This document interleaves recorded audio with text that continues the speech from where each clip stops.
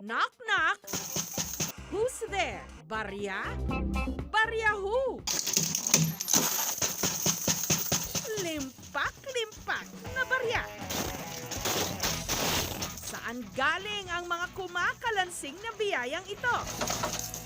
September 12 nung napansin ng mag-asawang Jomar at Cherry na hirap na silang buksan ang kanilang pinto. Parang bumubuka na yung plywood ng pinto.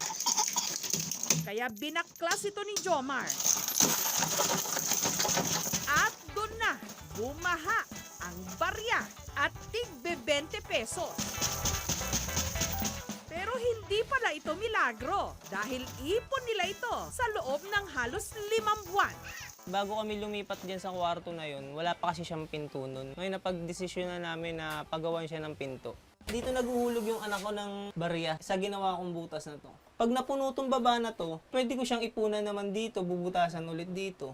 Maging ang kanilang anak na si Zian, nakiipon-tuan o ipon sa pintuan na rin. Nakikita ng anak ko na naguhulog ako ron, tapos gusto niya siya na rin. Pag minsan may nakakalat na coin sa higaan, kukunin niya po yan, didiretso po agad doon.